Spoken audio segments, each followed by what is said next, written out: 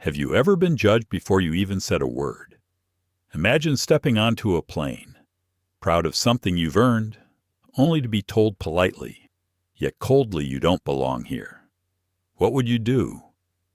Would you argue? Stay silent or swallow the humiliation to avoid making it worse?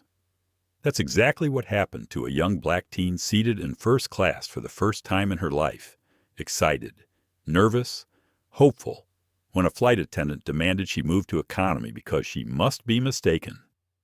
But then, the cabin went silent, the doors opened, and the man who walked in wasn't just her father. He was the CEO of the company that built the jet she sat on. What happens when power, prejudice, and dignity collide at 30,000 feet? And if you were there watching it unfold, would you have spoken up? This isn't just a story about bias. It's about belonging, courage, and the quiet strength that can change an entire system. Stay with us, because what began with humiliation will end with hope. Don't forget to like, share, and subscribe so you don't miss the full story. The floor of Hartsfield-Jackson Atlanta International Airport gleamed like a mirror. Rolling suitcases hummed across the tiles. The smell of dark roast coffee mingled with the faint scent of perfume from the luxury stores nearby.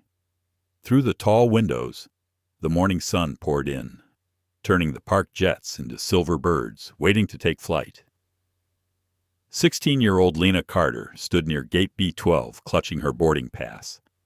Her hoodie said Space Camp USA, faded from too many washes.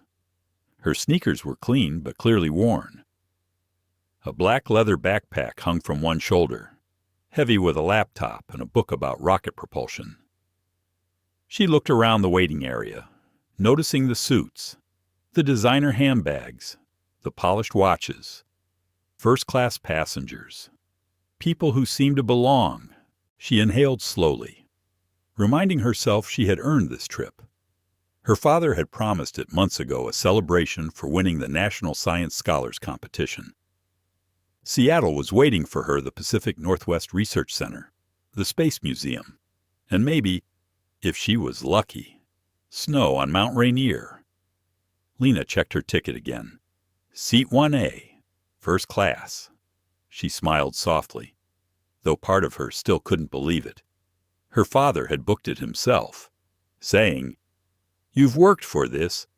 See how the other side flies." In the lounge, a few people noticed her, then looked away quickly, polite but curious. A black teenager traveling alone, in a hoodie, with a first-class tag on her bag.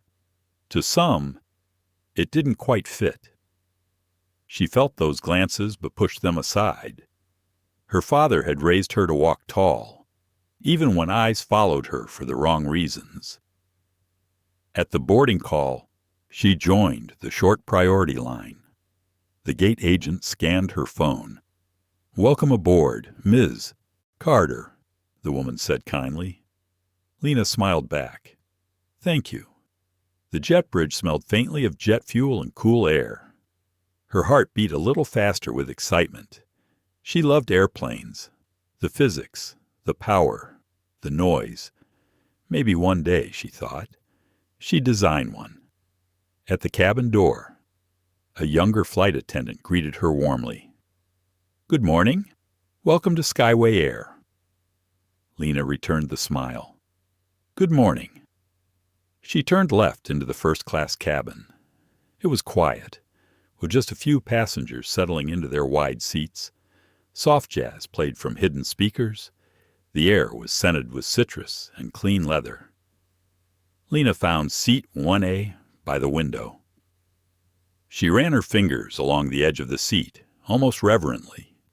It was spacious built-in tablet screen, a small lamp, a folded white blanket. She placed her backpack carefully beneath the seat, slipped off her hoodie, and looked out the window. Outside, ground crew moved like ants in neon vests. A fueling truck rumbled past. The sun shimmered on the tarmac. It felt unreal, like sitting in the future she had dreamed about. Maybe one day she'd be the engineer behind these machines. She reached into her bag for her book and opened it to a chapter she'd marked with a sticky note. Flight stability and control. Her world was numbers, forces, dreams, and she was at peace in that world. But peace doesn't always last. From the galley. A woman in her 50s entered the cabin. Her uniform was perfect sharp navy jacket, golden pin, hair in a tight bun. Her name tag read Bethany Clark. Her movements were practiced and deliberate, the rhythm of someone who had done this for 25 years and knew every detail that could go wrong. Bethany's gaze swept the rows, cataloging passengers automatically, 2 businessmen reading newspapers, a young couple whispering, a familiar senator in 2C, and then seat 1A, a teenage girl, alone. Hoodie folded on her lap. No jewelry, no designer bag. Bethany's eyes narrowed for half a second before she caught herself. Something about the picture felt off to her. At least. She adjusted her tone. Polite, but clipped. "Good morning," she said, approaching. "May I see your boarding pass?" "Please." Lena looked up, startled but polite. "Oh, sure," she said, pulling out her phone. She opened her digital ticket and handed it over. "Lena Carter, seat 1A." Bethany stared at the screen a moment longer than necessary. Then she smiled, the kind of smile that didn't quite reach the eyes. "Thank you. Traveling alone today?" "Yes, ma'am," Lena replied softly. "I'm meeting my father in Seattle." "Of course," Bethany said, her voice smooth. "Well, enjoy your flight." She turned away, but the faint crease on her forehead didn't fade. "From the galley," she whispered to the junior attendant. "Did you double-check that manifest? We've got a teenager in 1A." The younger woman blinked. "Unsure." "Yes, ma'am. It's all correct." Bethany nodded curtly, but said nothing. Old instincts. She thought, just making sure. Lena pretended not to notice. She slipped on her headphones and leaned back. Her playlist was soft jazz and lo-fi beats. Her father liked. She closed her eyes and tried to enjoy the moment. She had dreamed of this kind of calm. But in the back of her mind, something small and uneasy stirred. A memory flashed, being followed once in a boutique when she was 12. The clerk pretending to tidy shelves behind her. Or the day at the museum when a guard had asked for her student ID twice, even though no one else had been questioned. She had learned to let those moments roll off her like rain. But sometimes, the drops still left a chill. She looked out the window again. The sun was brighter now. The plane door still open. Passengers continued to board. A man in a charcoal suit took seat 2D. Across the aisle, a woman snapped selfies with her champagne glass. Everything looked normal. Then she caught Bethany's reflection in the glass. The flight attendant was looking at her again, quietly, from the galley. Lena turned away, pretending to focus on her book, but her pulse quickened slightly. She texted her dad. "Boarded flight 742, seat 1A. "See you soon," he replied a minute later. "Proud of you. Starshine. Enjoy the view up front." That simple message steadied her heart. She smiled. She wanted to make him proud, not just by flying, but by belonging, by proving that a young black girl in a hoodie could sit in first class without needing to explain why. The captain's voice came over the speakers, calm and deep. "Good morning, folks. Welcome aboard Skyway Flight 742 to Seattle. Estimated flight time 5 hours and 20 minutes. Passengers settled in. Seatbelts clicked. A soft chime echoed through the cabin. Lena glanced at the window one more time. A jet across the runway was taking off, its engines roaring like thunder. her chest filled with that familiar spark of wonder, the feeling of lift, of breaking gravity. She whispered to herself, barely audible, "One day, I'll build something that flies higher than this." Bethany passed by again, glancing briefly at her seat. Lena felt the look, the silent question behind it. She shifted slightly, keeping her book open, pretending to read. Outside, the ground crew signaled the all clear. The cabin door closed with a heavy echoing thud. For Lena, it felt like the start of an adventure. For Bethany Clark, it felt like something else entirely, an order that needed to be restored. Neither of them knew that in less than an hour, this quiet flight would become a story retold around the world.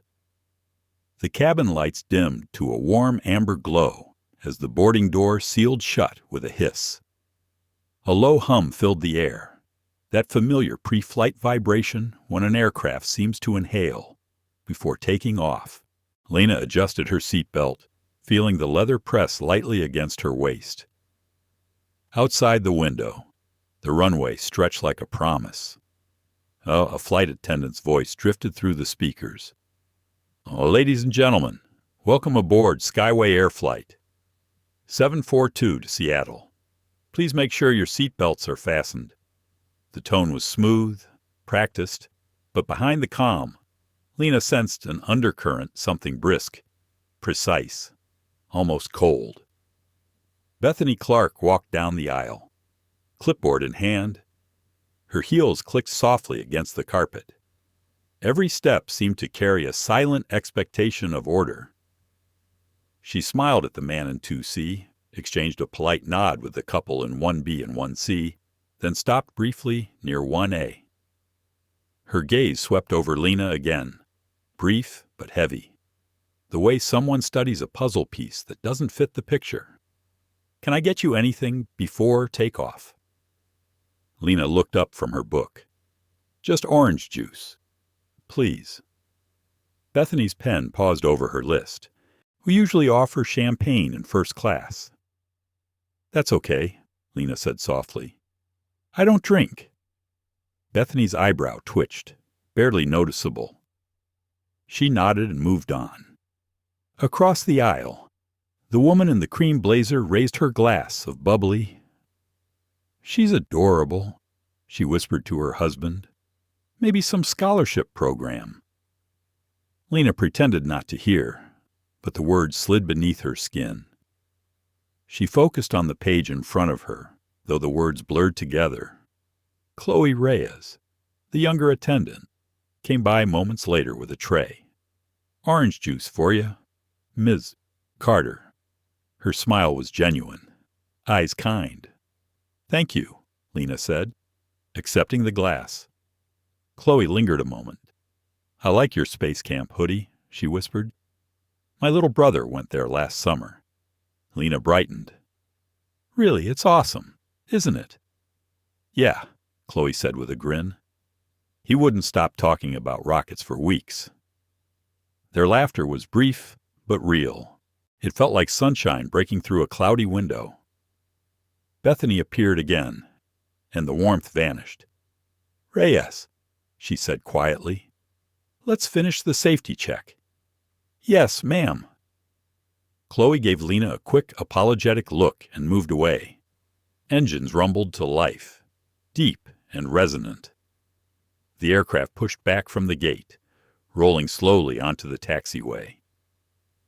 Lena's stomach fluttered with anticipation.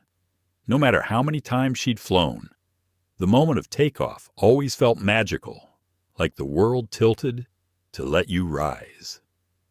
She whispered a silent countdown to herself as the plane turned onto the main runway.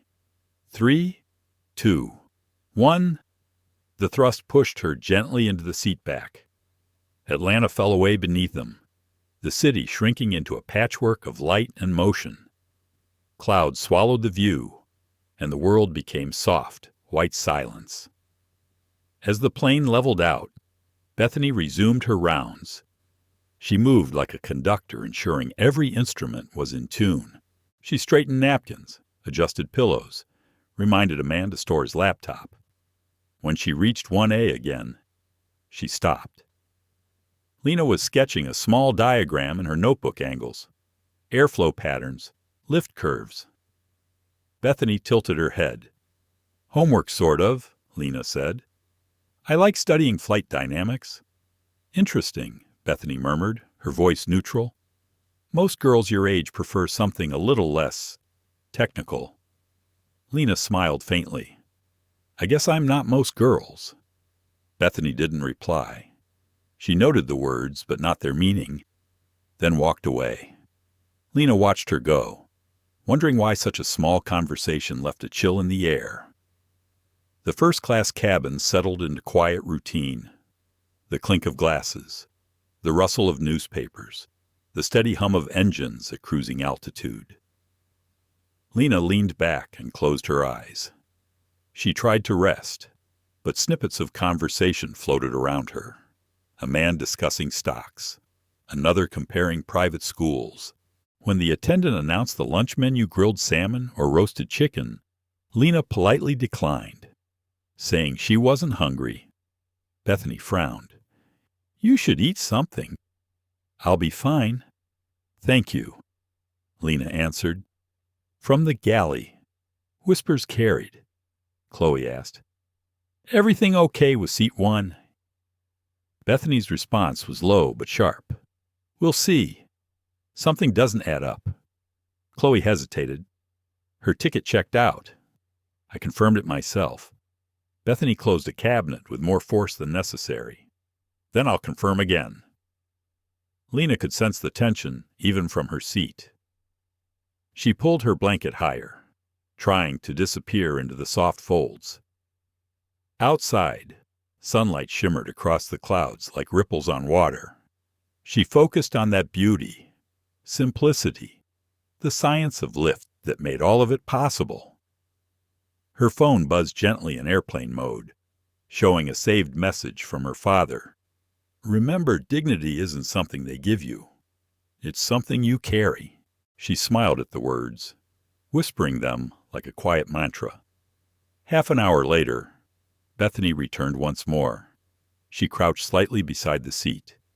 "Miss Carter, could I see your boarding pass again? Just to verify." Lena blinked. "Verify routine procedure," Bethany said smoothly, though her tone held no warmth. Lena handed over her phone, confusion spreading through her chest. Bethany studied the screen, frowning faintly as if searching for a hidden flaw. Then she nodded. "Thank you," she said curtly, returning the device. "I appreciate your cooperation."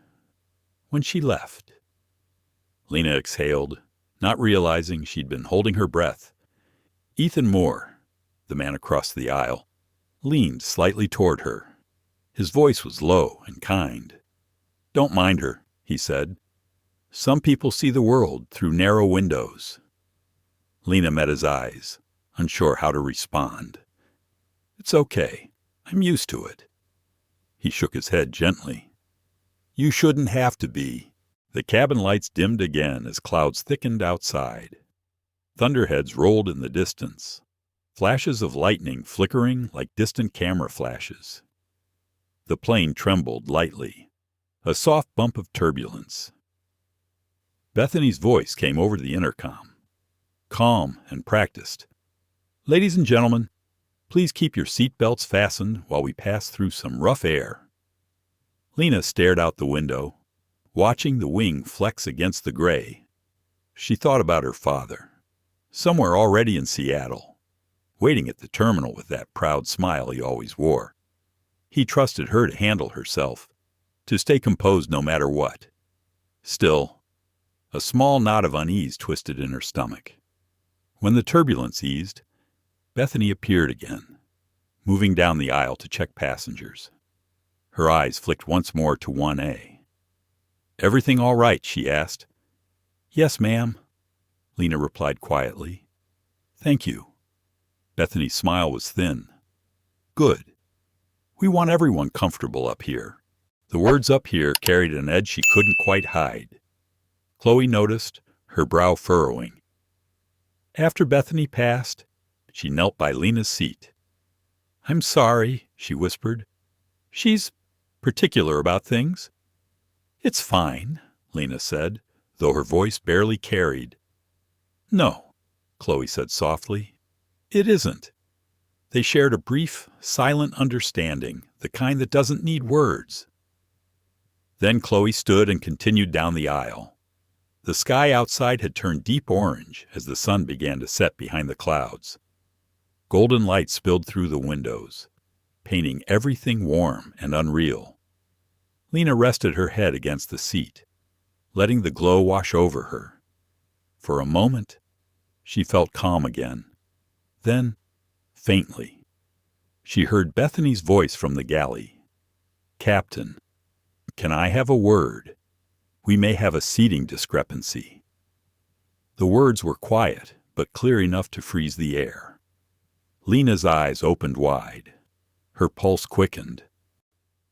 "What seating discrepancy?" She clutched her necklace, her father's old cufflink turned pendant, trying to steady her breathing. Outside the window, the orange sky faded into gray. The hum of engines deepened as the aircraft began a slow climb over the Rockies. Lena's reflection in the glass looked small but unbroken. Whatever came next, she told herself, she would stay calm.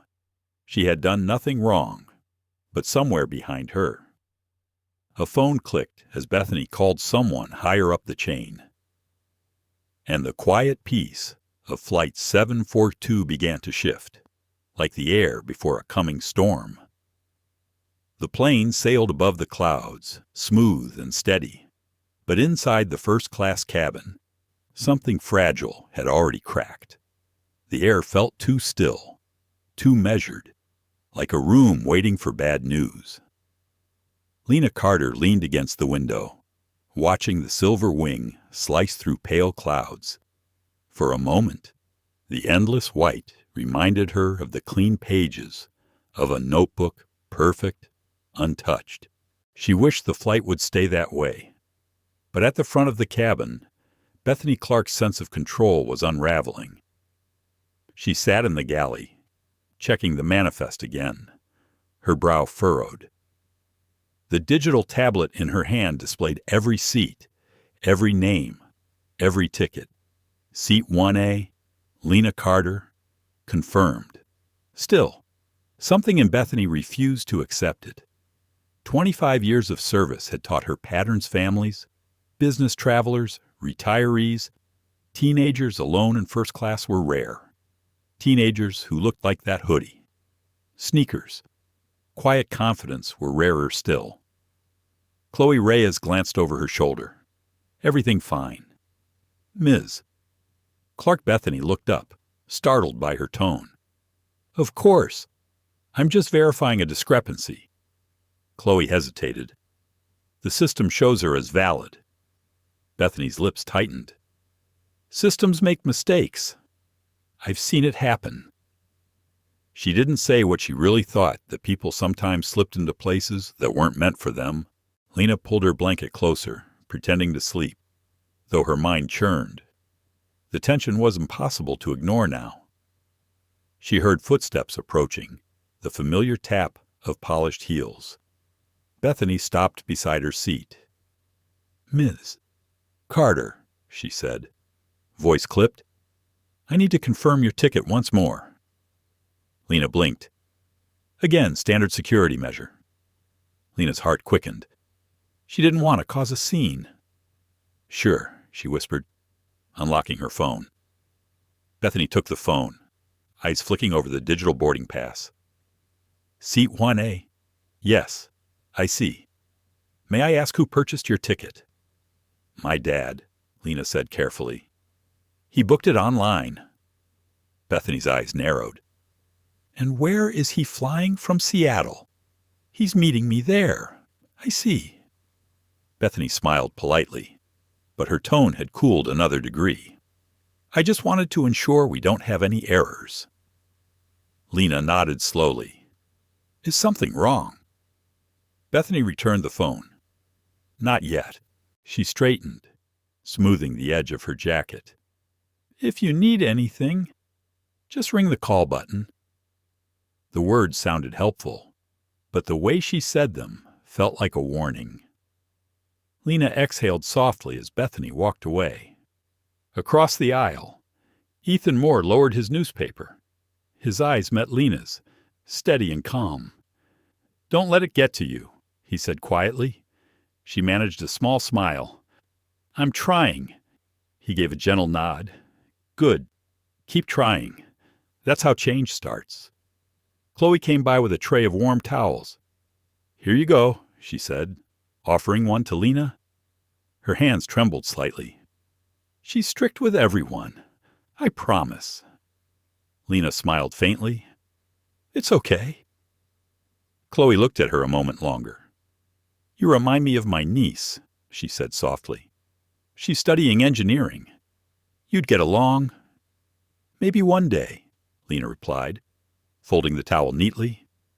As Chloe moved away, Bethany appeared again, whispering into the intercom near the galley. Her voice was low, but carried enough for Lena to catch fragments. "Unauthorized. Underage passenger. Need verification." The rest was drowned out by the hum of engines. Lena's throat tightened. Unauthorized. She'd done everything right: ticket, ID, seat assignment. She wanted to call her father, but they were mid-flight. No signal, no connection, but the growing discomfort pressing against her chest. After a while, Bethany returned with a forced smile. "Ms. Carter, I need you to answer a few questions for our records." Lena's pulse jumped. "Records? Just protocol," Bethany said. "You're traveling alone." "Yes, did your guardian approve this trip?" "Yes, ma'am," Lena said firmly. "My father arranged everything." Bethany tilted her head. "And what does your father do?" Lena hesitated. The truth felt heavy on her tongue. "He works in aviation," she said finally. "In aviation," Bethany repeated, as though the words needed verification too. For which company? Lena's voice was calm, but her hands clenched beneath the blanket. "Ether Dynamics." Bethany froze. That name carried weight in the industry: innovation, luxury, leadership. Still, pride wouldn't let her stop. "And your father's position there?" Lena looked her in the eye. "He's the CEO." A flicker of disbelief crossed Bethany's face. "The CEO," she echoed, as if testing the word. "That's quite a claim." Lena's jaw tightened. "It's not a claim. It's the truth." Bethany forced a laugh, a brittle sound. "I see. Well, we'll verify that when we land." She turned briskly and walked away. Ethan Moore set down his magazine. "That woman's walking on the wrong side of decency," he muttered. Lena managed a weak smile. Maybe she just doesn't know better. He studied her, impressed by her restraint. "You have your father's patience." "I bet." She shrugged. "He says calm is a form of strength." Time crawled. The plane cruised westward through clear skies, but the cabin's peace had vanished. Bethany returned to the galley, typing a message to the captain's console. "Possible seating fraud," she wrote, explaining her suspicion. She didn't mention the reason she truly doubted. She didn't need to put that in words. The captain's reply came moments later. "Confirm, with documentation, when we land." Bethany wasn't satisfied. She wanted resolution now. She walked back into the cabin, voice low but firm. "Ms. Carter, please gather your belongings." Lena looked up, startled. "Why, we've had a manifest discrepancy. I'll need you to move to another section until we sort this out." Lena blinked. "But this is my assigned seat." Bethany folded her arms. "Until we confirm otherwise, you'll have to comply." Heads turned, whispers began. The man in 2C looked up from his tablet. The couple in 1B paused mid-conversation. A hush settled, sharp and uncomfortable. Lena's cheeks burned. Her pulse roared in her ears. She swallowed hard and said, "Ma'am, I've shown you my ticket 3 times. Bethany's smile was thin. "Then this won't be a problem. Please come with me." Lena gripped her armrests, refusing to move. "No, ma'am. I have the right seat." For a second, Bethany's mask cracked. Her voice hardened. "You can come quietly, or I'll have to call the captain." The tension snapped. Ethan rose slightly from his seat. "Excuse me," he said firmly.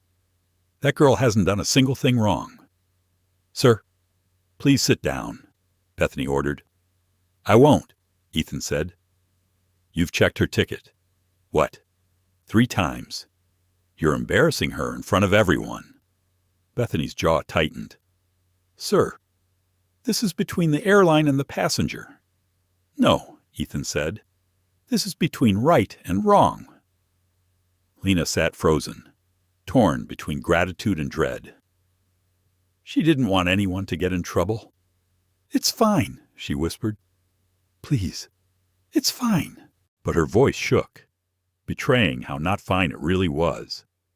Bethany turned back to her. "Last warning. Ms. Carter, move to the rear cabin."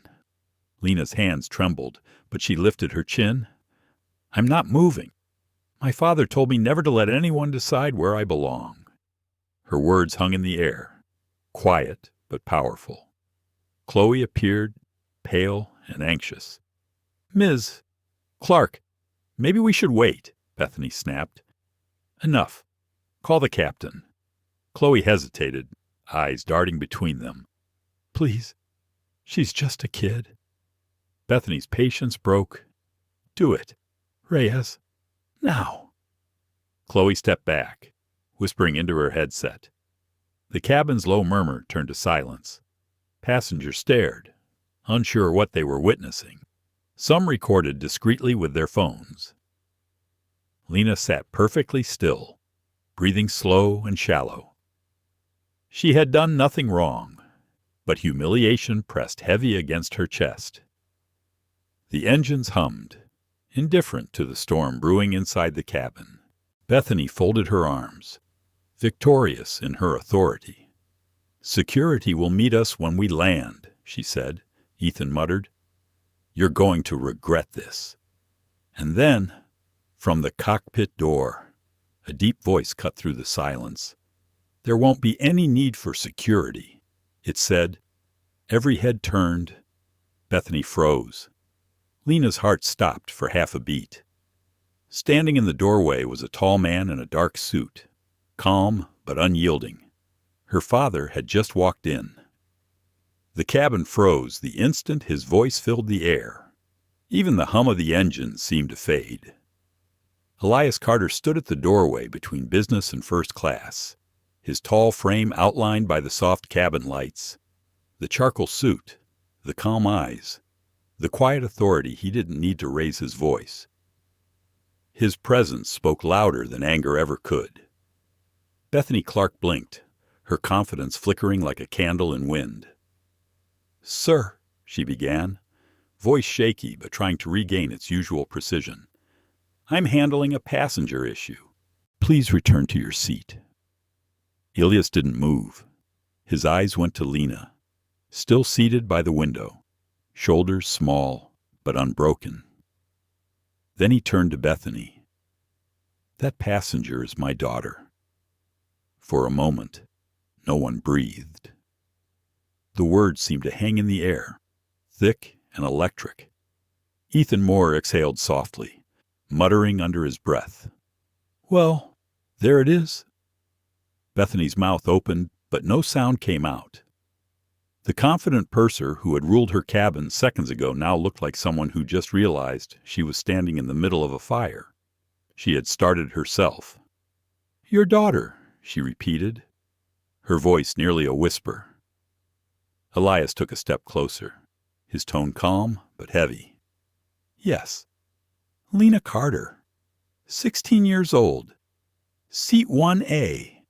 The seat you've questioned since takeoff. Bethany's hand went automatically to the manifest in her pocket, as though paperwork could defend her. Sir, I was only following protocol. We had what appeared to be a discrepancy. Noyes interrupted, voice low but steady. You had an assumption. His words sliced through the quiet. He didn't raise them, but their weight filled every corner of the cabin. Passengers leaned in, watching. Chloe stood frozen near the galley, eyes wide, hands trembling. Lena's heart pounded. She didn't know whether to cry or breathe again. Her father's calmness was like a wall of strength, but it made her realize just how deeply she'd been shaken. She tried to speak, but the words wouldn't come. Elias turned toward her and softened. It's okay, sweetheart, he said gently. You don't have to explain anything. That single sentence broke whatever composure Lena had left. Her eyes filled, and she looked down, blinking fast to hold the tears inside. Bethany tried to recover. Mr. Carter, I assure you, Elias faced her again. Assure me of what that humiliating a child mid-flight is part of your service routine. That's not what happened, Bethany said quickly, her voice tightening. I was verifying credentials. You verified them 3 times. Ethan interrupted. His voice was calm, but sharp. We all watched. A ripple of murmurs passed through the cabin. Passengers shifted, uneasy. The mask of professionalism on Bethany's face began to crack. Elias took a step closer, his expression composed, his words deliberate. You saw a young black girl in a seat you didn't think she deserved, he said quietly. And instead of questioning yourself, you questioned her humanity. The sentence struck like thunder. Bethany's face paled. Chloe lowered her gaze, ashamed to have witnessed it and done nothing. The captain's voice called softly from the intercom, asking if everything was all right in the front cabin. Bethany hesitated, but Elias answered before she could. Everything's fine now. Captain, he said, eyes still on her. We just had a misunderstanding that's been corrected. The captain's voice hesitated, then replied, Understood, sir. Elias turned back to Lena, kneeling slightly so his face was level with hers. Are you all right? He asked softly. She nodded, though her lip trembled. I'm okay. You shouldn't have to be strong all the time, he whispered. But I'm proud. You were. He brushed a tear from her cheek, his eyes gentle. When he stood again, the entire cabin seemed to shift around him. The quiet dignity in his posture made everything else Bethany's authority. The polished etiquette, the hierarchy of service suddenly feel small. He looked around the cabin, speaking not just to her, but to everyone. Respect isn't reserved for titles or uniforms. It's a basic right. Every single person on this plane deserves it. There was no applause, only silence. The kind that sinks in deep because it forces reflection. Bethany's voice wavered. Mr. Carter, I truly didn't mean any offense. Elias studied her for a long second. Intent doesn't erase impact, he said softly. What matters is what you do next. Chloe stepped forward, her voice trembling. Mr. Carter, I'm sorry. I should have spoken up earlier. Elias gave a small nod. It takes courage to admit that. Thank you. He turned back to Bethany. I think it's best if you step aside for the rest of the flight. My daughter's had enough eyes on her for one day. Bethany's face flushed crimson. Sir, I'm responsible for this cabin. Not anymore, Elias said quietly. You're responsible for the choice you made. His tone wasn't cruel. It was steady, final, a mirror she couldn't look away from. He pressed the intercom button. "Captain, I'd like the purser relieved of duty for the remainder of the flight. I'll ensure a report is filed through proper channels." The captain's voice came back, uncertain but respectful. "Understood. Mr. Carter." Chloe swallowed hard. "I'll handle service up front," she said softly. Elias gave a small nod. "I trust you will." Bethany stood still for a long moment, the realization settling in like gravity. Her hands, so steady during decades of flights, now shook as she gathered her things. As she turned to leave the cabin, she paused. "I didn't know who you were," she said, voice barely audible. Elias looked at her.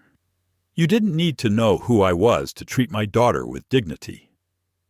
She flinched, then disappeared down the aisle, her footsteps fading into silence. The plane continued its steady course westward, the horizon outside painted in streaks of orange and violet. Inside, the tension slowly eased. Ethan reached across the aisle and offered Lena a napkin. "Here," he said gently, "for the tears of victory." She laughed softly, wiping her eyes. "Thank you." Chloe returned with a small tray. "Apple juice?" she asked. Lena nodded, smiling weakly. "That sounds perfect." Elias settled into the empty seat beside his daughter. For the first time since boarding, she felt safe again. She leaned against him, whispering, "I didn't want to cause trouble." He smiled faintly. "You didn't cause trouble, sweetheart. You revealed it." For a few minutes silence stretched comfortably between them. The world outside was calm, the hum of engines like a lullaby. Elias looked out the window at the fading sky. "You know," he said quietly, "flying used to terrify me. Not the machines, but the people. I used to wonder if the world at 30,000 feet would ever feel fair." Lena looked up at him. "Does it now?" He smiled sadly. "It's getting there." Slowly, from behind. A man's voice spoke softly. "Mr. Carter, thank you for saying what needed to be said." It was Ethan. Elias turned and nodded. "Thank you for standing up when others didn't." Ethan shrugged. "Seemed like the right thing to do." Elias smiled. "That's how change begins, with someone deciding that silence isn't an option." The cabin lights dimmed for the evening. The passengers settled, whispering in low voices, somewhere near the back. Bethany sat in the jump seat, staring blankly ahead, the hum of the engines louder than her thoughts. She replayed every word, every glance, realizing how easily years of routine had blinded her. Up front, Lena rested her head on her father's shoulder. Her eyes closed slowly, exhaustion finally catching up. Elias watched her breathe, calm and safe. For all the power his title carried, nothing in the world mattered more than that simple sight, his daughter sleeping in peace. As the jet streaked across the darkening sky, he thought about what had just unfolded. The humiliation, the confrontation, the quiet restoration of dignity. It wasn't over. The real reckoning would come when they landed. But for now, he let the silence hold them, soft and steady like the night itself. For a while after the confrontation, silence blanketed the first-class cabin like a fragile truce. The tension that had hung thick in the air seemed to loosen, replaced by something quieter and uneasy respect. Passengers shifted in their seats, whispering softly, avoiding eye contact with Elias Carter as though they were afraid to disturb the stillness he had created. His composure had the weight of authority, but also something deeper grace, the kind that makes people question their own reflection. Lena sat curled beside him, blanket drawn over her legs. The adrenaline that had kept her upright was fading, leaving behind a tremor she couldn't quite shake. Her father noticed. He reached over, resting a hand lightly on her wrist. "You did nothing wrong," he said, voice steady as the hum of the engines. "Remember that." She nodded, swallowing the lump in her throat. "I tried to stay calm." "You did more than that," Elias said. "You showed them what composure looks like." Across the aisle, Ethan Moore pretended to read, but his eyes occasionally flicked toward them, protective. He wasn't the kind of man to insert himself into others' affairs, yet something about the scene had stirred old convictions. He thought about his own daughters, both grown now, and how he would have wanted someone to stand beside them if the world ever decided to test their worth. Chloe Reyes, now responsible for the cabin, moved quietly through the aisle. Her motions were tentative, but there was something different in her demeanor, a new awareness. Every sir, every ma'am, seemed to carry meaning now, as if she understood the fragile weight of respect. When she reached 1A, she paused. "Can I bring you both something to drink?" she asked softly. Lena smiled. "Water's fine." Elias looked up, thoughtful. "Actually, Miss Reyes," he said, "you handled yourself well. I appreciate your restraint." The young woman's cheeks flushed. "I should have done more, sir." "Maybe," Elias said gently. "But now you know how much words can matter."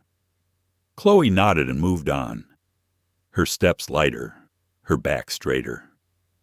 For the first time since boarding, she felt proud to wear her uniform. Outside, night stretched endlessly, the world below hidden under clouds. The sky beyond the window was dark velvet, pricked with faint stars. Lena stared at the horizon, where light still clung faintly, a reminder of day that refused to fade. "Do you think she'll lose her job?" she asked suddenly. Elias followed her gaze. "Bethany," he sighed. "I don't know. That's for her company to decide." "She looked scared," Lena said softly. "Good," he replied without hesitation, then caught himself, his tone softening. "Fear can be the beginning of understanding." Lena thought about that for a moment. "I don't hate her," she said finally, "but I don't want to see her again." Elias nodded. "That's fair." He leaned back, closing his eyes briefly. For him, the storm was far from over. The incident had peeled back a truth he'd known all his life. No title, no degree, no wealth could fully protect his family from the quiet violence of prejudice. Yet seeing his daughter handle it with dignity gave him a strange, steady kind of hope. The intercom chimed. "Ladies and gentlemen, this is your captain speaking. We've reached our cruising altitude of 38,000 feet. We're expecting a smooth flight to Seattle. Enjoy the rest of your evening." The announcement rolled through the cabin, calm and ordinary, but it felt like an exhale after holding breath too long. Ethan lowered his magazine and leaned toward Elias. "I hope you don't mind me saying this, sir, but the way you handled that, it was something to see." Elias opened his eyes and smiled faintly. "I've learned that shouting rarely changes minds. Calm sometimes does." Ethan nodded, impressed. The world could use more of that. "Maybe," Elias said, "but the world also needs witnesses who speak up." "You did." For a few minutes they talked about flight routes, the quiet beauty of Seattle, the future of clean aviation technology. Lena listened quietly, fascinated. She loved how easily her father's mind moved between compassion and science, like he carried both logic and empathy in equal measure. Later, when the meal service began, Chloe brought 2 plates of pasta and a small bowl of fruit for Lena. "The kitchen crew wanted to make something simple for you," she said with a small smile. "Hope that's okay." Lena thanked her, touched by the gesture. She hadn't realized until that moment how hungry she was. As they ate, Elias noticed a passenger 2 rows behind discreetly recording them on his phone. He waited until the man caught his gaze. One look from Elias, calm, unwavering, was enough to make the phone lower. The man muttered something and turned toward the window. Lena whispered, "Do you think people will post about it?" Elias nodded slightly. "Probably. But stories have a way of telling the truth, even when people twist them first." "You mean it could go viral?" she asked, half nervous, half amazed.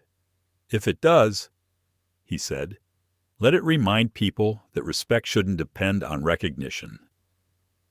A moment later, the captain stepped out of the cockpit. He was an older man, his uniform crisp, his tone careful. "Mr.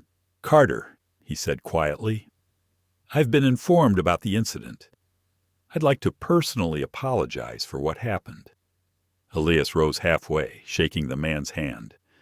"Thank you, Captain. It won't happen again on my flight." The pilot promised. "It shouldn't happen anywhere." Elias replied. When the captain returned to the cockpit, Chloe approached with a small card in her hand. "The captain asked me to give you this," she said. It was an apology note written on Skyway Air stationery, signed by both the captain and herself. The words were simple but sincere. Lena held it in her lap, tracing the logo with her finger. "Maybe they mean it," she said. "Maybe," Elias answered.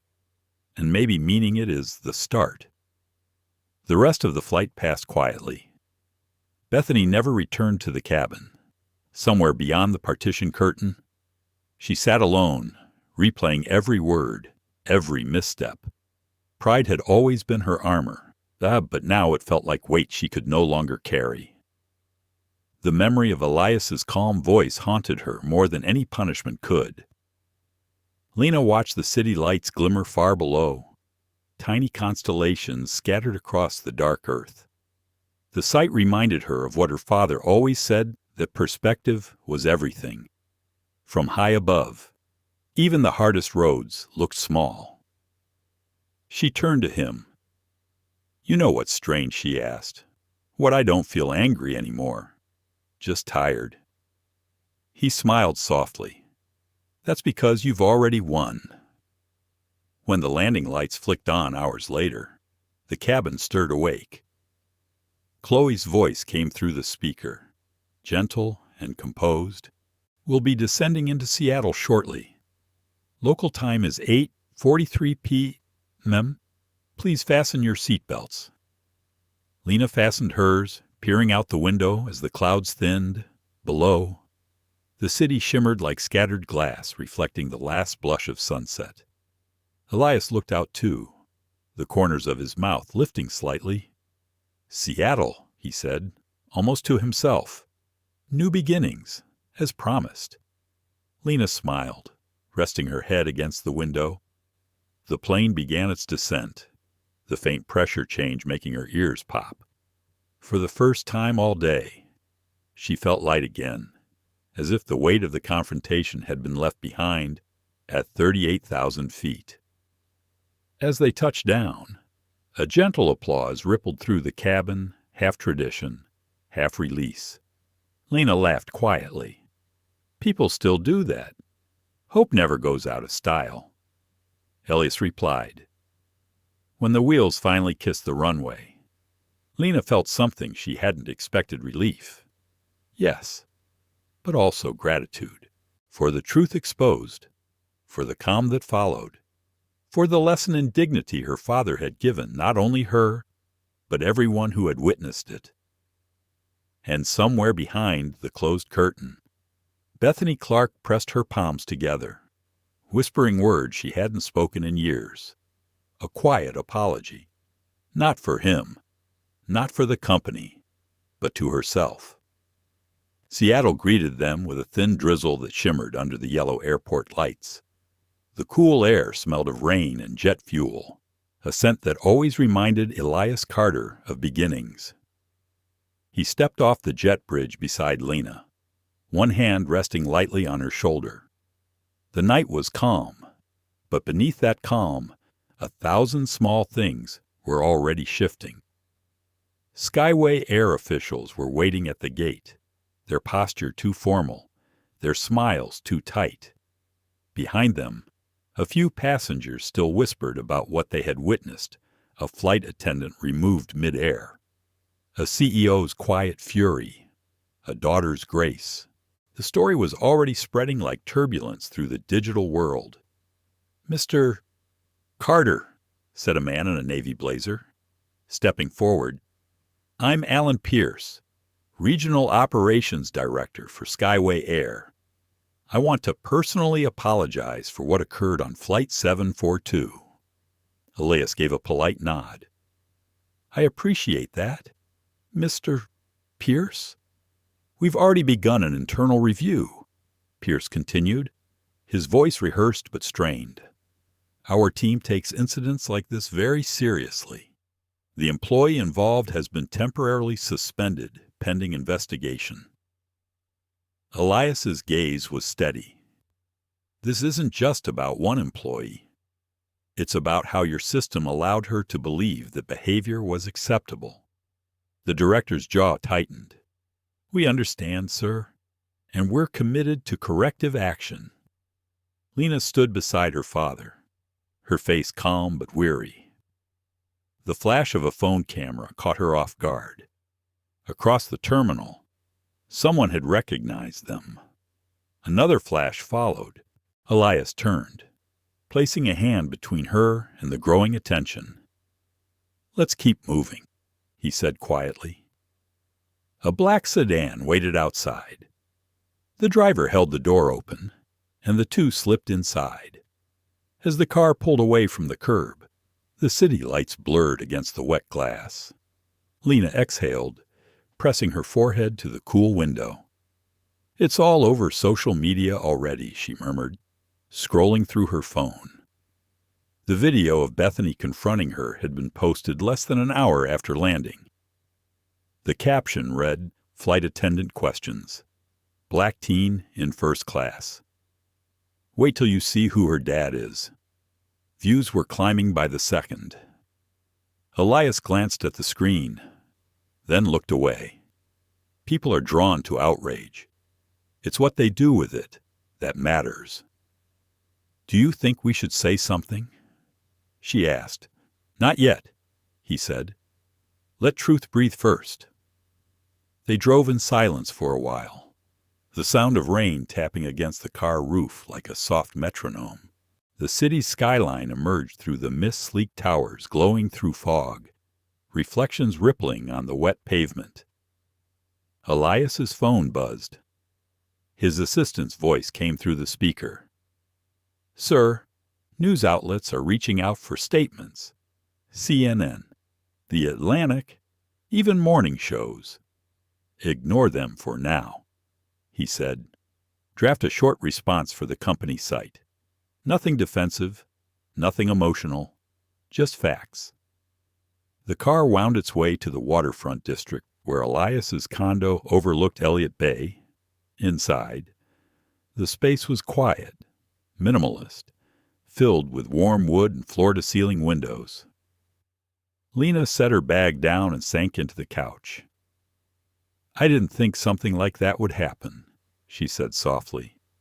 "You shouldn't have to think about it," Elias replied. "But this is why we lead.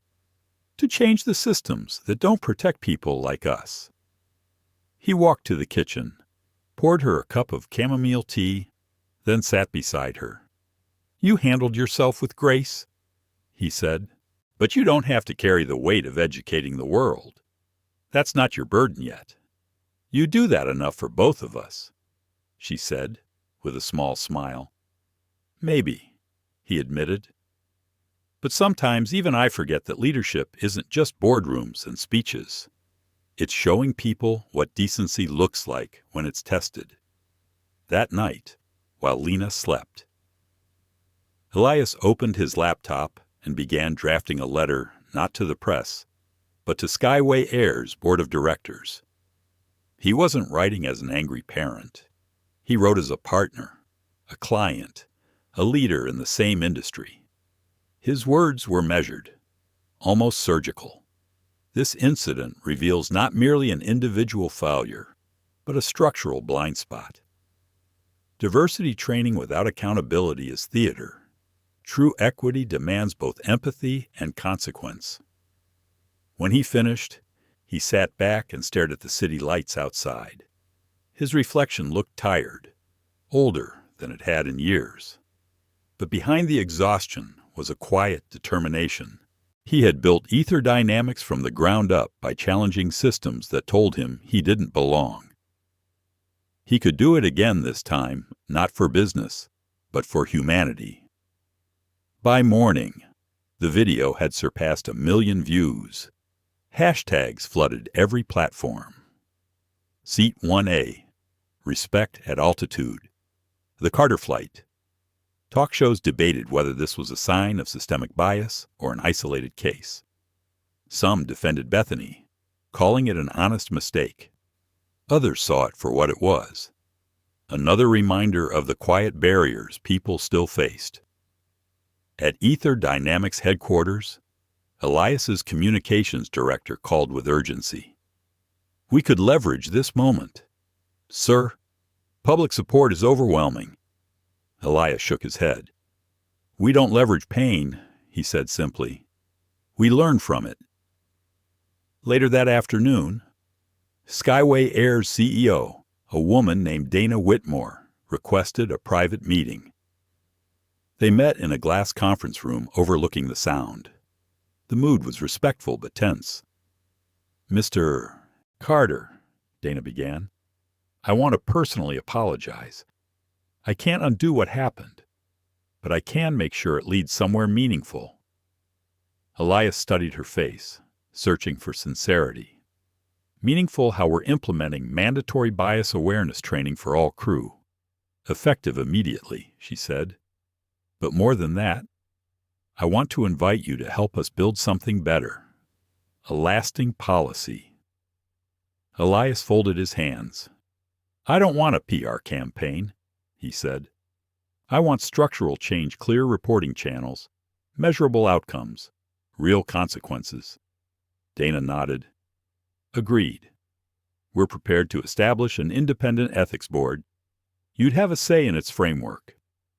For the first time since landing, Elias allowed himself to exhale. "Then let's begin." By the end of the week, the media storm began to shift. Articles stopped focusing on the viral video and started examining corporate accountability.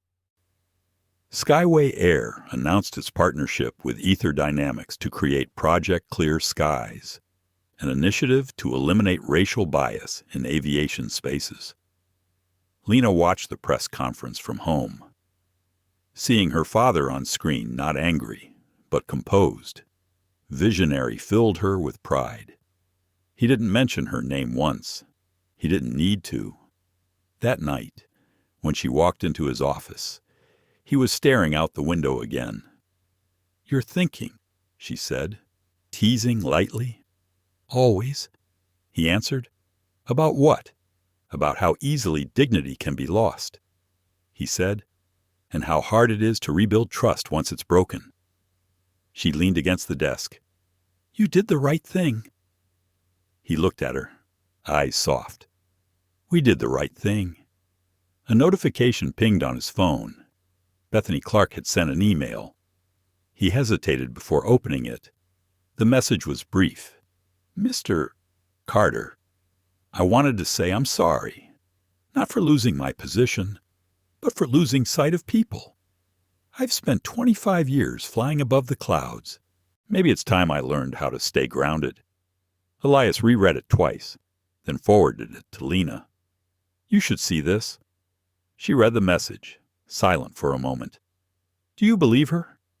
she asked. "I believe remorse can be real," he said. "But change takes time." Outside, the rain had stopped. The city glowed with the soft gold of streetlights reflecting on wet pavement. The world hadn't changed overnight, but something in its rhythm had. A small crack of light had been carved into the dark, and through it, maybe something better could grow. Lena closed her eyes and whispered, "You think people will forget?" Elias smiled faintly. "They'll forget the noise, but they'll remember the silence that made them think." The week after the Seattle landing felt like standing in the eye of a storm, quiet on the surface, but charged with a power that could reshape things. The video of Lena and the confrontation aboard Flight 742 continued to ripple outward. Talk shows debated it, podcasts dissected it, and online forums turned the event into both a lesson and a mirror. It was no longer just about a flight attendant and a girl. It was about a nation still learning what equality really meant. Elias Carter didn't chase the attention. He moved through his days deliberately, quietly, as though walking across thin ice.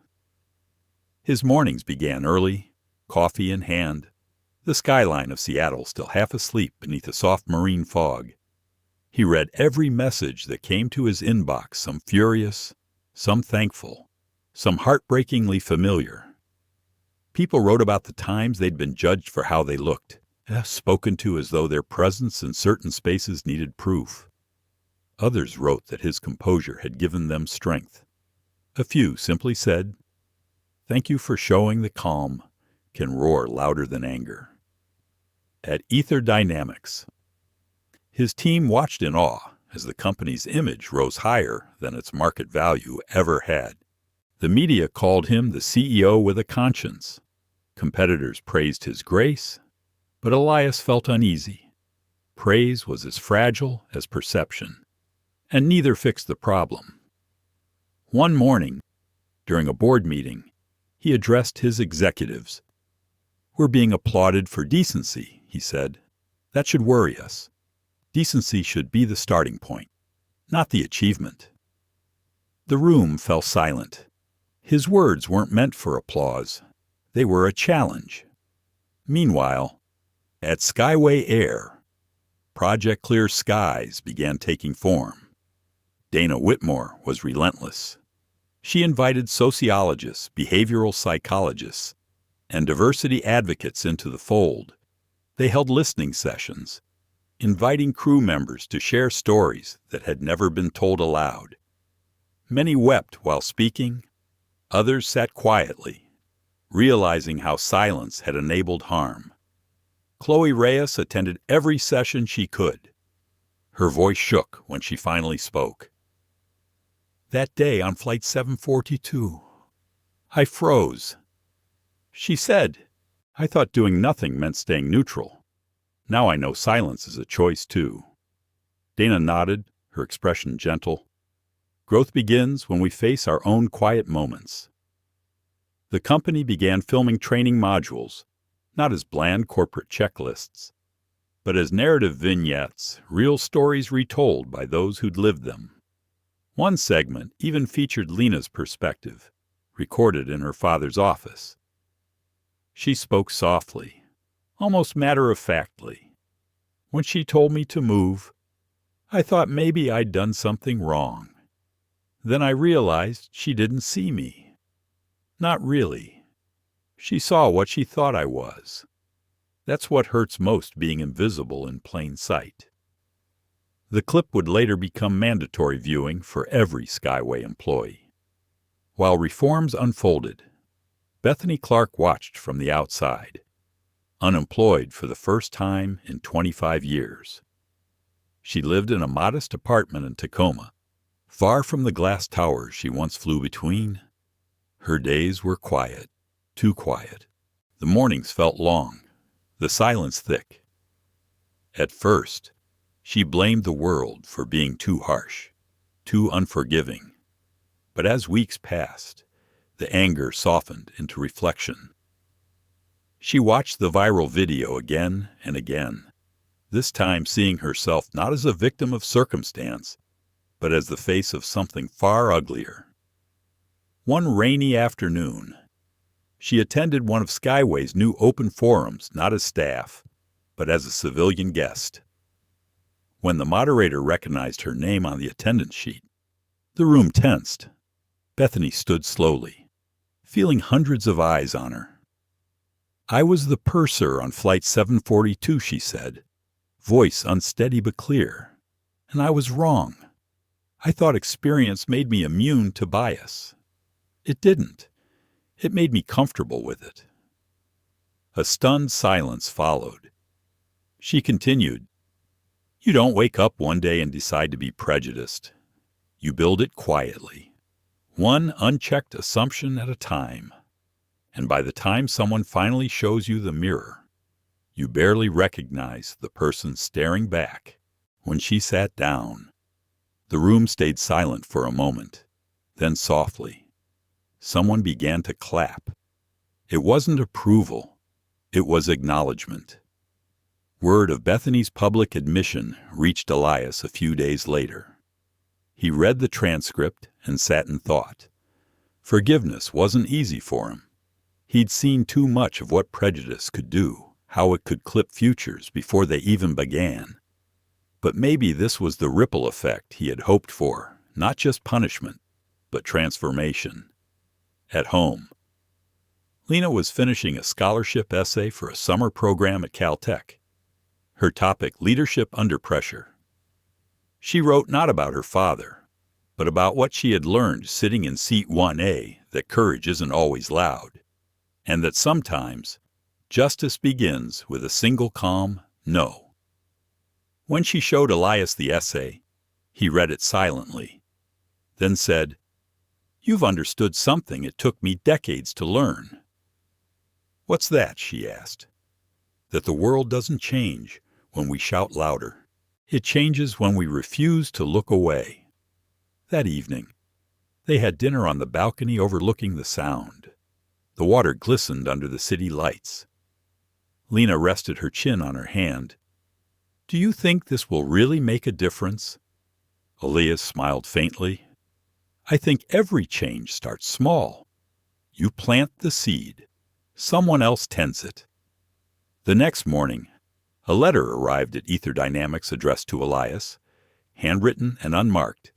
Inside was a note that read, "You don't know me, but I was on Flight 742. Watching how you handled that moment changed me. I work in HR at another airline. We're reviewing our training policies now. It started with you." Elias folded the note slowly, placing it in his desk drawer. Not for display, just to remind himself that quiet change was still change. Months passed. Project Clear Skies was adopted industry-wide, backed by both government agencies and major carriers. It became more than policy. It became culture. Flight attendants began to speak differently, listen differently. Passengers noticed too. It wasn't perfect, but something in the air had shifted. Respect was no longer assumed. It was practiced. One day, as spring broke across Seattle, Elias received a call from Dana Whitmore. "We're hosting an anniversary event," she said. "A year since Flight 742. I think you and Lena should attend." Elias hesitated. "I'm not sure she'd want to relive that." "It won't be about that moment," Dana replied. "It's about what came after." He agreed. The event was held in a large hangar transformed into a bright exhibition space. Photographs lined the walls, images of diverse crews, smiling passengers, and volunteers from Skyway's new mentorship program. In the center hung a plaque, "The Ether Standard Dignity at Every Altitude." Lena wandered through the displays, hands clasped behind her back.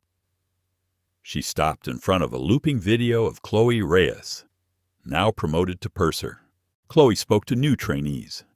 "Your uniform doesn't make you better than anyone," she said. "It makes you responsible for everyone." Elias joined Lena by the display. "Looks like the world's catching up," he said. She smiled. Slowly.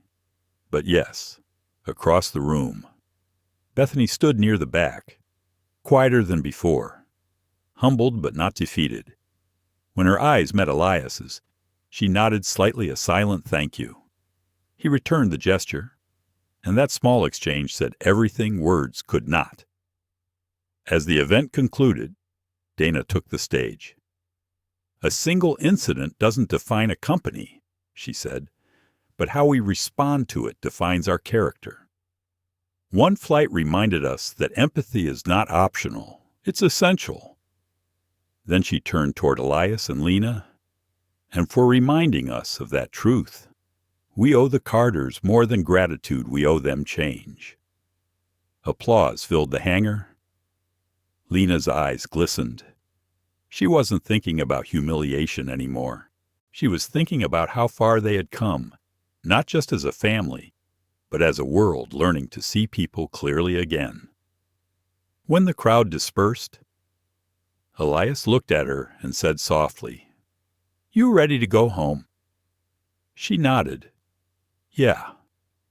But I think for once, the world feels a little bit more like home too.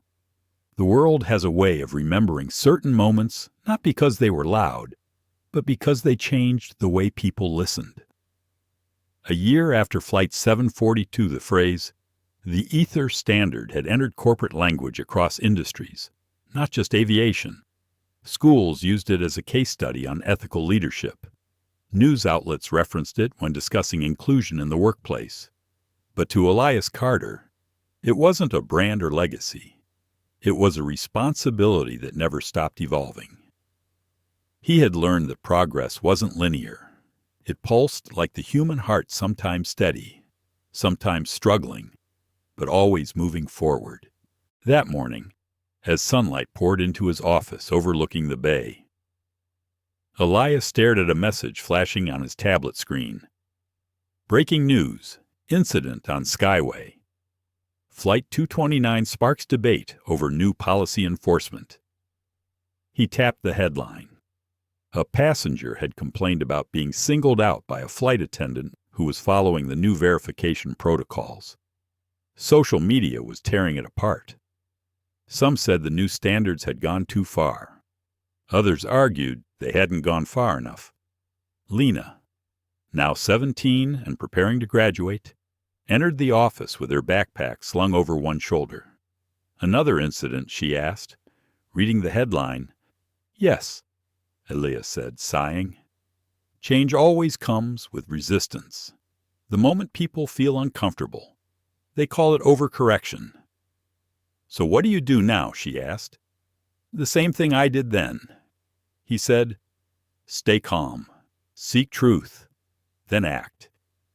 That afternoon, he joined a video call with Dana Whitmore and several Skyway executives. The tension was clear, their voices cautious. The media's painting this as backlash. One said, "They're calling it the Carter overhaul." Elias's lips tightened slightly. "I didn't overhaul anything. I asked for decency," Dana interjected firmly. "This isn't about blame. It's about communication. If people don't understand the intent, we failed to educate." Elias nodded. "Then we educate louder, but never angrier." Meanwhile, Chloe Reyes, now a lead trainer for Skyway's in-flight service, was in the middle of her morning session. She stood in front of 20 new recruits, most of them fresh out of college. Behind her, a screen displayed the words "Empathy at 30,000 feet." She played a clip of Lena's original interview, her quiet voice describing what it felt like to be unseen. The room was silent as it ended. "You see," Chloe said softly, "this job isn't about who sits where. It's about why we treat them the way we do." After class, she sat alone in the break room, stirring her coffee absently. The reflection in the cup showed someone she barely recognized, the same face. Yes, but steadier now. When Bethany Clark appeared in the doorway, Chloe's heart skipped.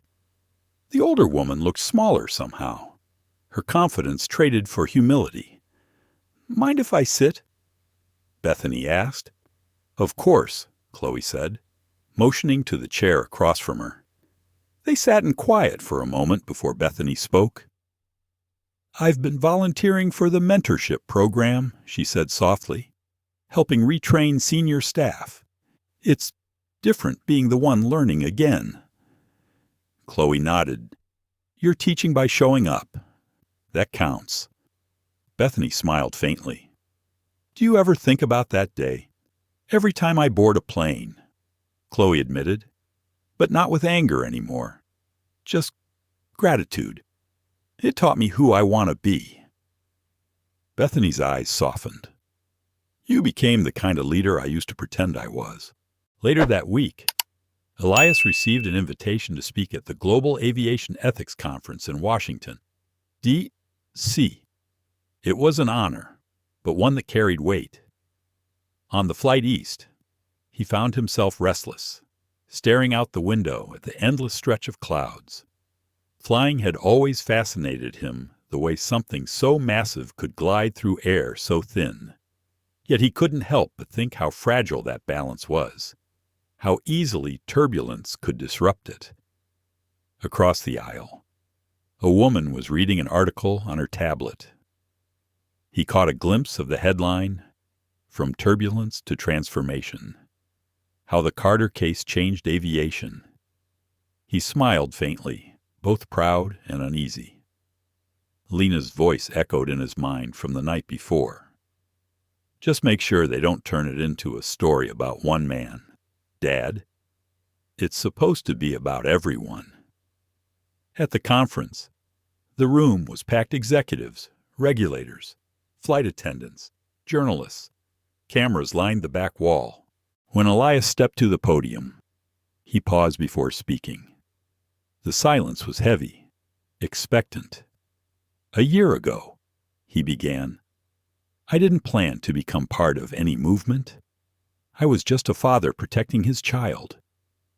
But the truth is, prejudice doesn't vanish with punishment. It fades with practice. He glanced around the room.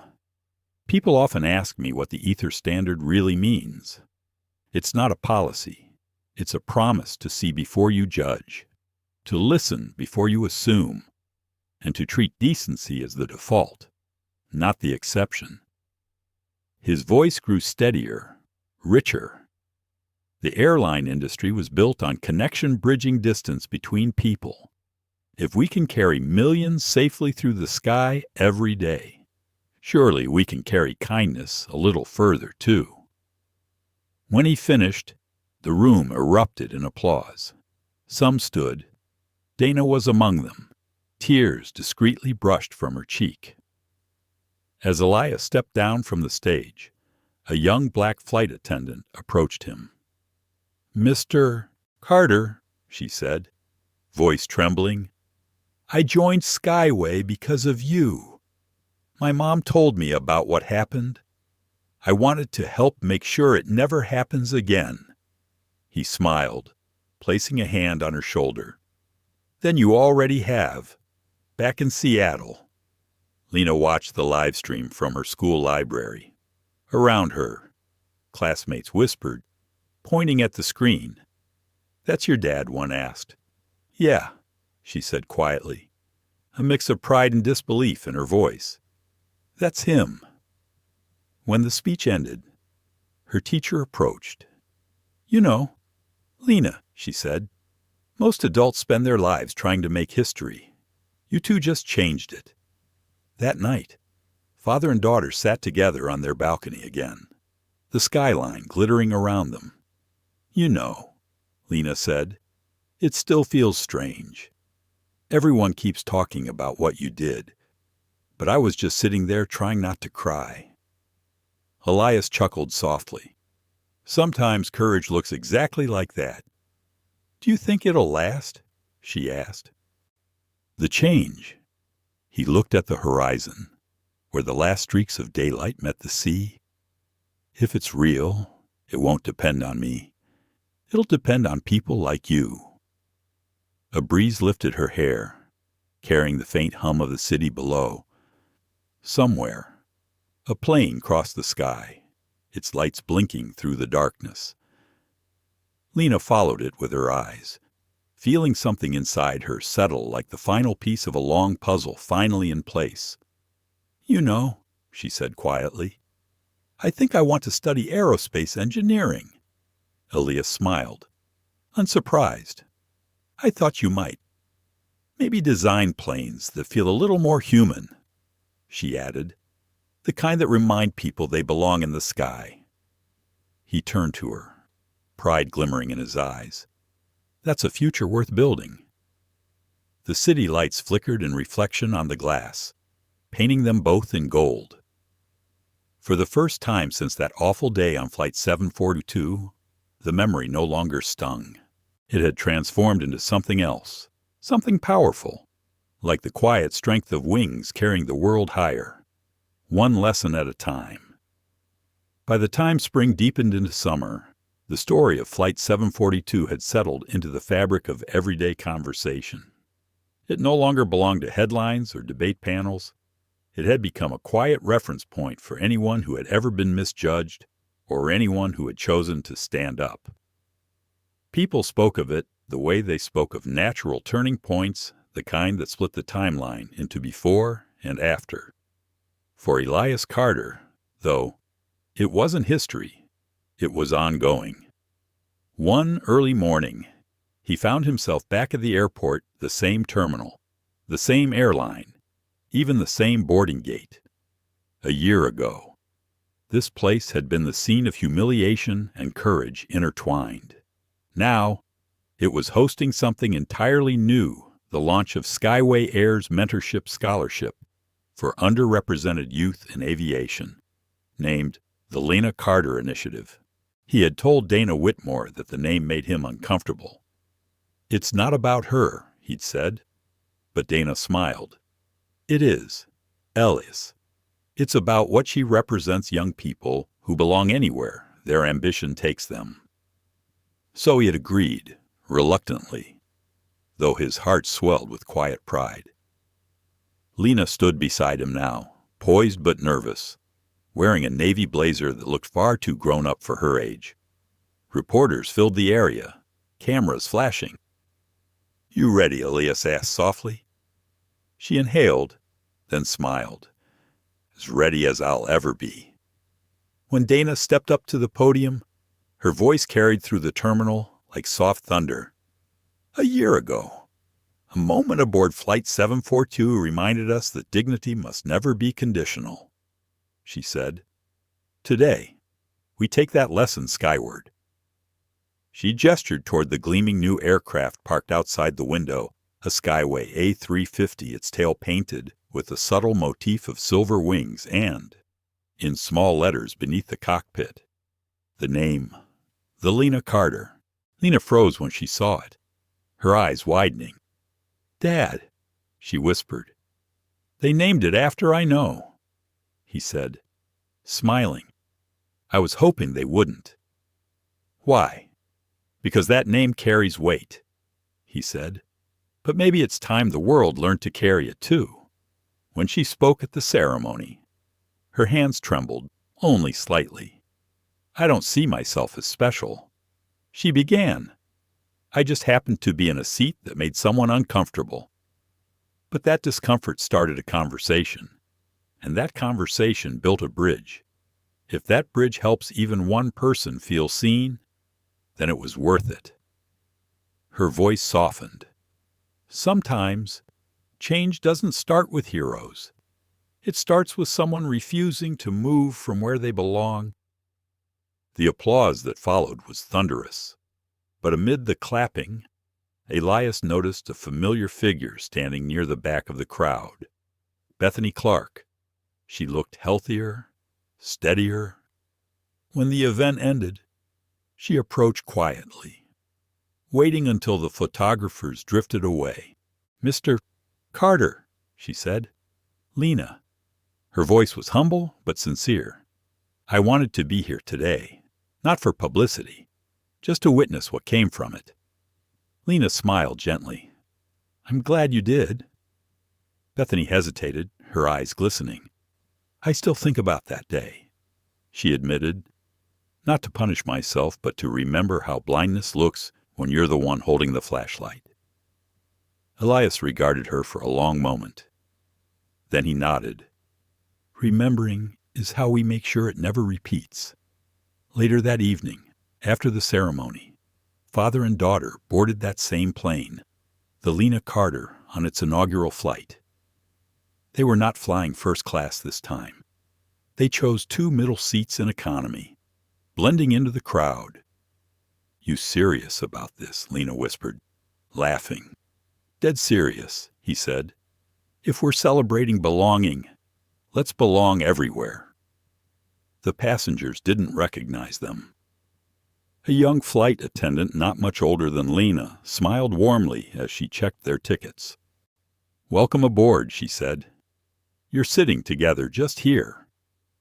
There was kindness in her tone, effortless and real.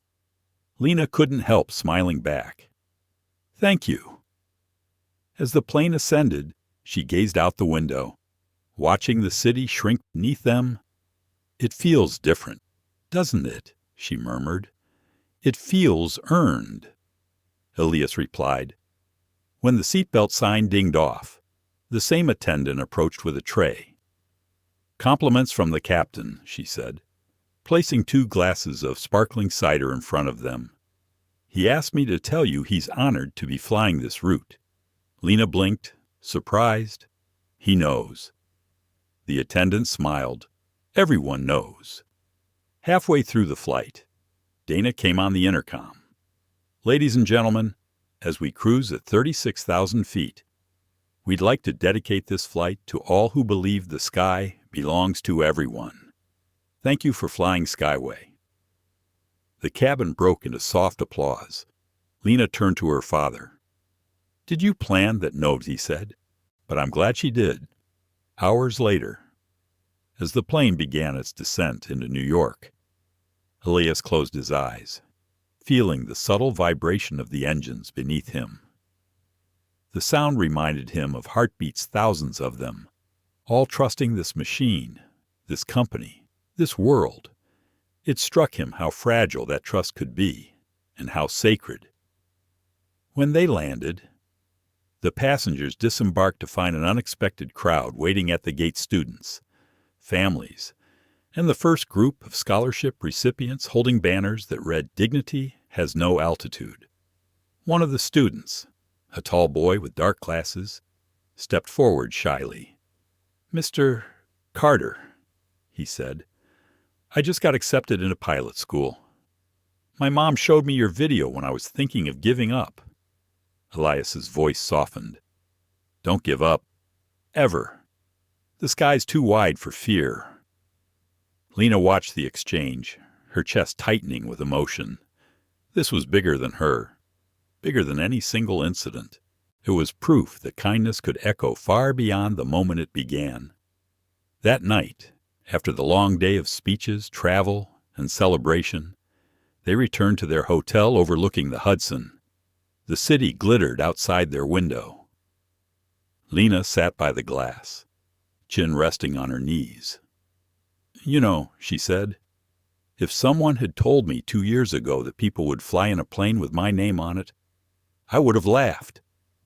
"You earned it," Elias said. "Not for what happened, but for how you faced it." She looked at him for a long time, her eyes soft. "You think the world's really different now?" He smiled faintly. "Different? No. Better. Maybe. But progress isn't a finish line. It's a compass. And as long as we keep moving in the right direction, that's enough." Outside, the city buzzed with quiet life horns in the distance, the hum of humanity pressing forward. A plane passed overhead, blinking against the night. Lena followed it with her gaze, thinking about every person up there, each one with a story they carried unseen. Maybe, she thought, that was the point, that in the sky, everyone shared the same air, the same hope. She turned back to her father. "You ever wonder why they call it first class?" Elias raised a brow.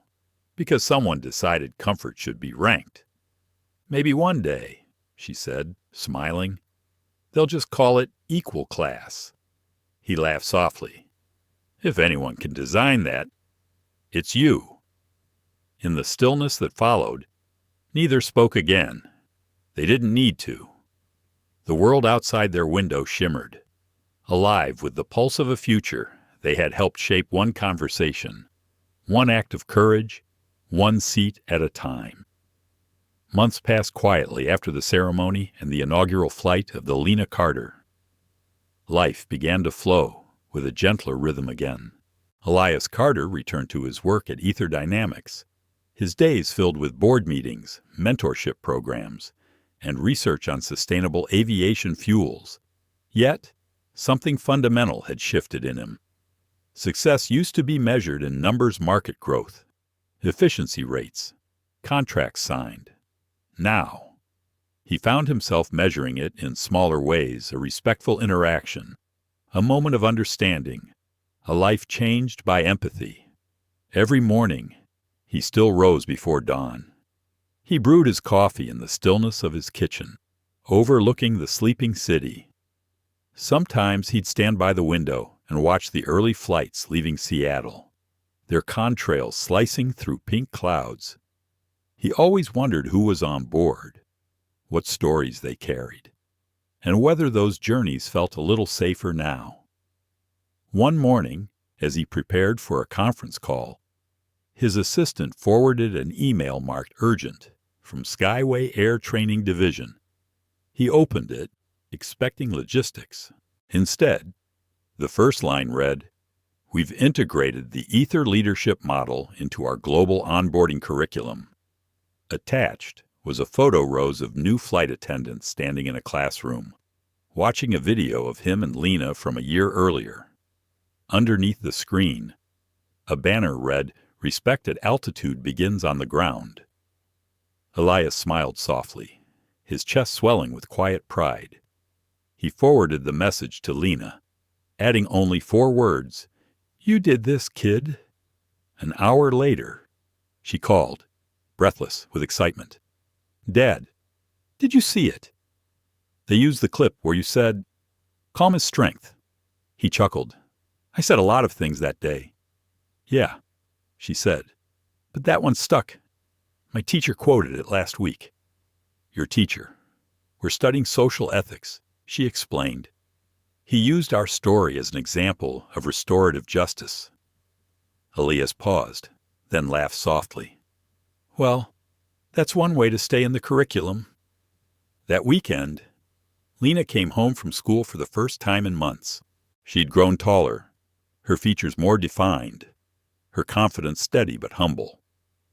Over dinner, she told him about her aerospace engineering program. "We're working on cabin design models," she said, "not just for comfort for equity. There's data showing that environmental and psychological comfort can impact how people feel they belong in a space." Elias's eyes lit up. "You're designing inclusion into architecture." "Exactly," she said. "I want people to feel safe the moment they sit down."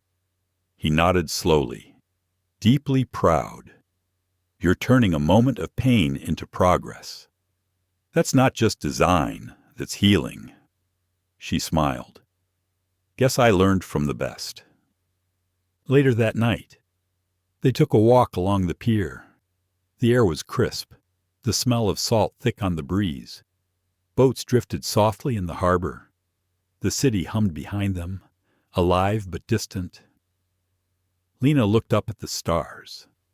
"Do you ever think about what would have happened if you hadn't gotten on that plane that day?" she asked.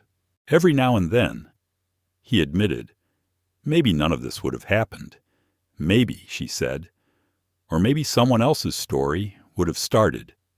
They stood in silence, letting the waves speak.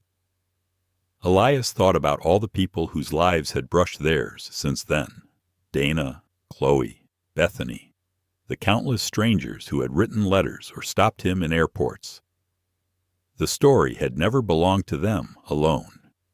It had become a shared compass pointing toward something larger than any one person. A few weeks later, Skyway Air invited him to keynote another event, the dedication of a new training center named the Ether Institute for Human-Centered Aviation. When he arrived, the building gleamed in the morning light, all glass and brushed steel. Inside, murals covered the walls, portraits of diverse flight crews, engineers, and passengers, intertwined with quotes about empathy and courage. Dana greeted him warmly at the entrance. "We wanted to honor more than a name," she said. "We wanted to honor an idea that leadership isn't just power, it's presence." He smiled. "Then you've captured it perfectly." As he stepped onto the stage before the crowd of new recruits, he paused, scanning the faces. Some were nervous, others inspired.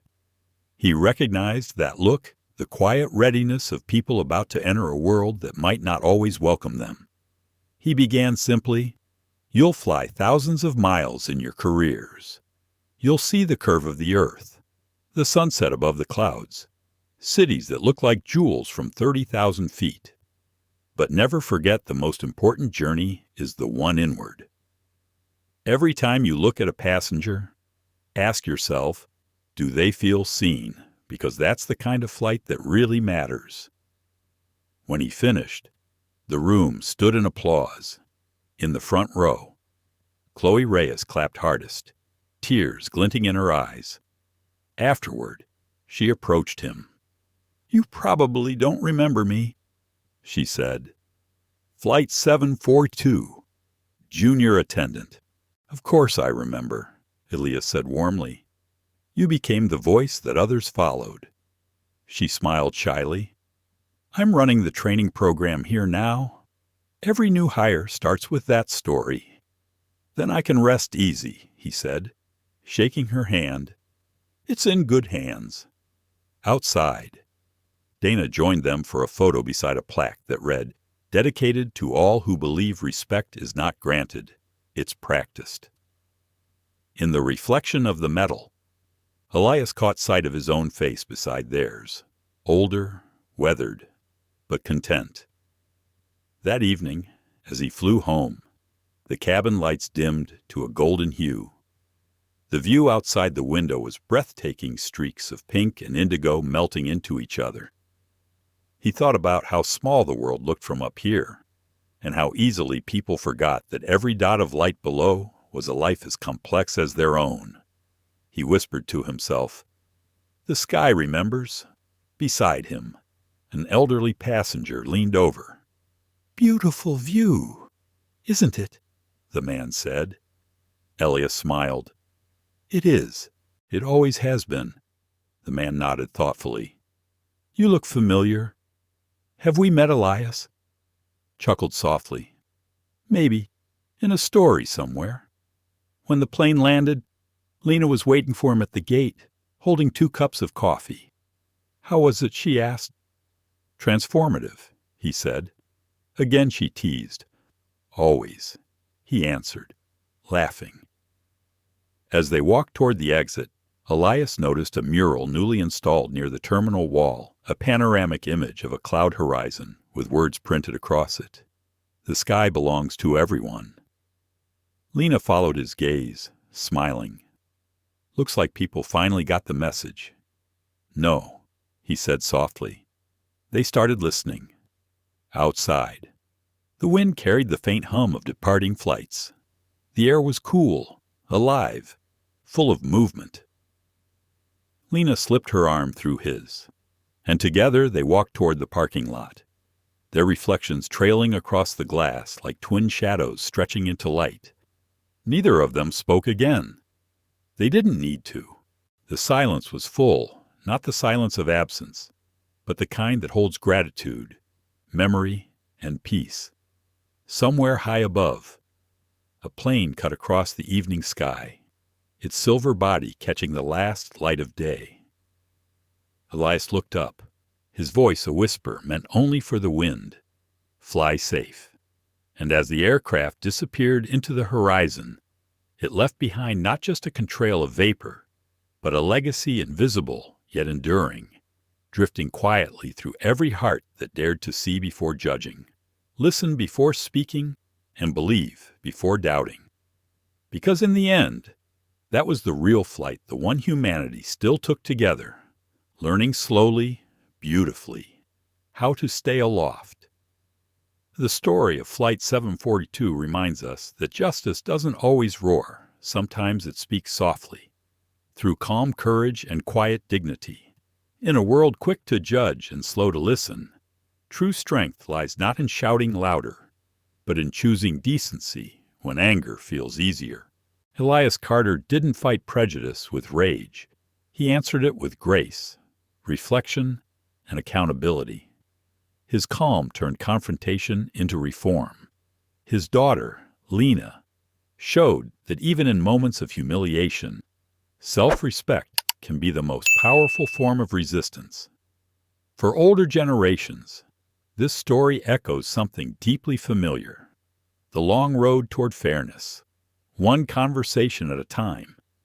It reminds us that while systems change slowly, empathy can move mountains. Every gesture of respect, every moment of understanding, becomes a small revolution. We may not all sit in first class, but we all deserve to feel like we belong in the seat we've earned. Thank you so much for watching and for sharing a few minutes of reflection with us. If this story touched your heart, if it made you think, remember, or hope please, take a moment to like, share, and subscribe to our channel. Every click helps these stories of courage, respect, and humanity reach more people who need to hear them. See you in the next story, and until then, take care of one another.